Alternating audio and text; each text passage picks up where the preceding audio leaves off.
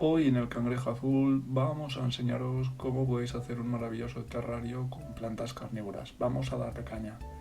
Yo en mi caso voy a reutilizar esta urna de vidrio que la inicié para otro proyecto y la voy a lavar para iniciar este proyecto.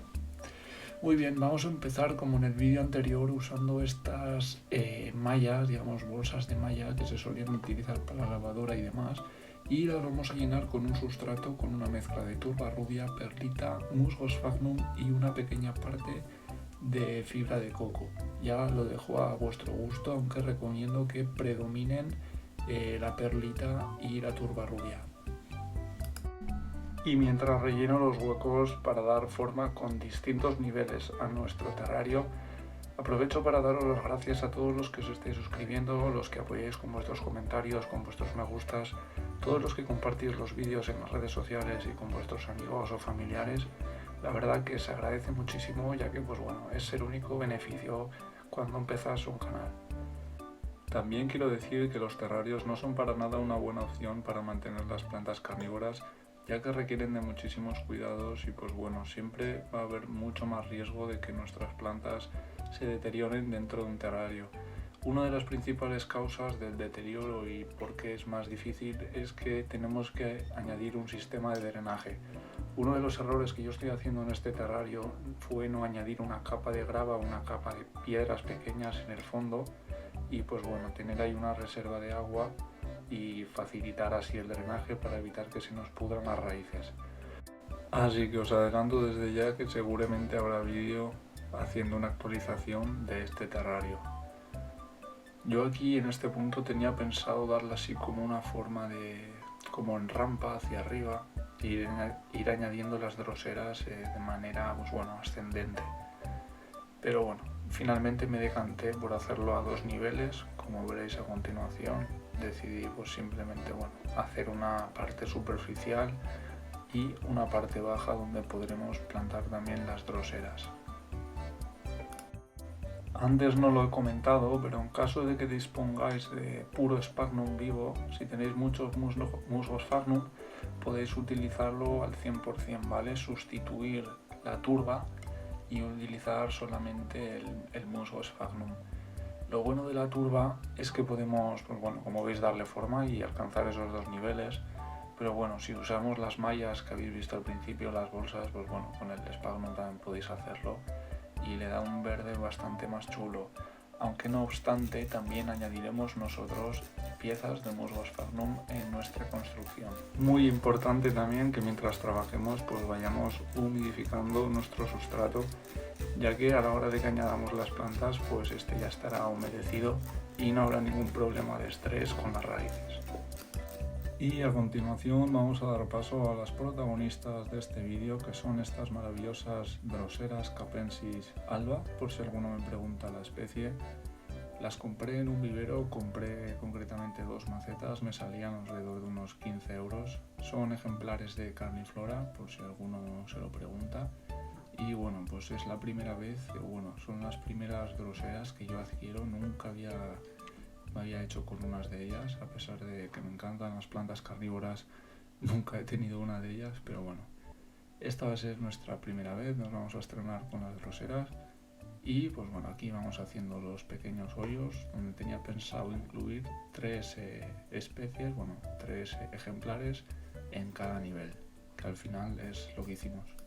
Y bueno, llegado a este punto tenemos que seleccionar los ejemplares que queramos. Y en este momento tenemos que ser especialmente cuidadosos con las raíces. Yo me quedé sorprendido con las pedazos de raíces que tienen las droseras. No me llegaba a imaginar que alcanzaran ese tamaño, ni mucho menos cuando vienes de cuidar Cephalotus, que tienen unas raíces prácticamente enanas. Y bueno, fue uno de los contras con los que me topé en este momento, ya que pues bueno, ya veis que el terrario no tiene muchísimo espacio. Y en un momento pensé por cortar las raíces y añadir pequeñas raíces, pero esto iba a suponer un gran estrés y bueno, finalmente pues separé, como veis, más o menos los ejemplares que quería añadir, los más pequeños entre comillas, y pues bueno, finalmente lo conseguimos con muchísimo cuidado y paciencia. Como veis, fijaos qué pedazo de raizacas esta drosera tan pequeña, que yo decía, madre mía, ¿ahora qué hago con ella? Y pues bueno, de alguna manera conseguí meterla en el sustrato. Y pues bueno, después sí que fue el momento decisivo donde cubrimos bien las plantas, ¿vale? O sea, el sustrato que añadimos en un principio no fue suficiente para terminar la build, ¿vale? Para terminar la construcción. En este punto ya teníamos las 6 droseras colocadas y pues bueno, en este punto lo más importante era cubrir las raíces al 100%, proporcionar también la turba suficiente para eso, para cubrir las raíces, y también el musgo sphagnum superficial con el que íbamos a conseguir un extra de humedad para que nuestras plantas, nuestras droseras, sigan produciendo mucílago.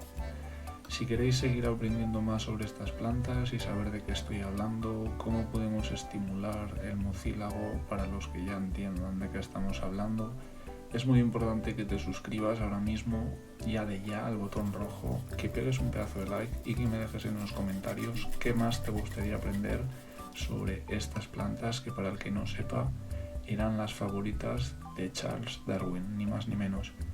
Aquí continuamos añadiendo musgo sphagnum, como digo, cubriendo los rebordes y las zonas donde hacemos los diferentes niveles para que estos, pues bueno, cojan en un futuro un toque verdoso más llamativo.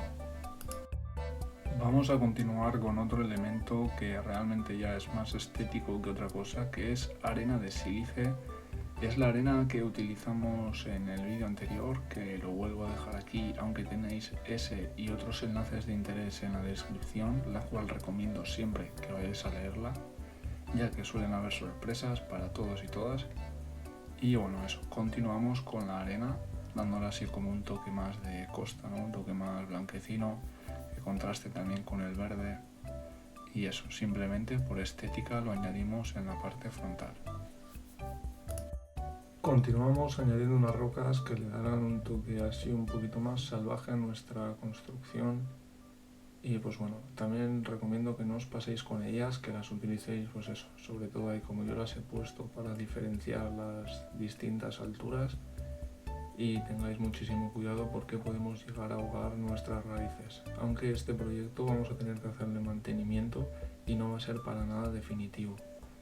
También, como veis, cogí otros trocitos de musgo sphagnum que tenía por allí, siempre verde, y los fui añadiendo en los rebordes, ¿vale? En los huecos entre piedra y piedra, ¿vale? Para que, bueno, pues por lo menos entre las rocas también haya musgo sphagnum absorbiendo humedad, así que haga como una especie de esponja. Eso es muy importante, ¿vale? Que siempre tengamos humedad en nuestro terrario. Para rematar el vídeo, como veis, ese musgo bastante importante, y apañando unos últimos detalles como colocando las plantas, moviendo alguna gota de arena que se haya puesto en algún mal sitio, y este sería el resultado junto con unas pequeñas raíces que hemos añadido provisionalmente en una esquina. Espero que os haya gustado, que lo compartáis con vuestros amigos. Si queréis ver más proyectos de este tipo, no dudes en suscribirte ahora mismo ya, lee la descripción porque puede que haya alguna sorpresa. Y nada más, chicos, hasta la próxima, chao.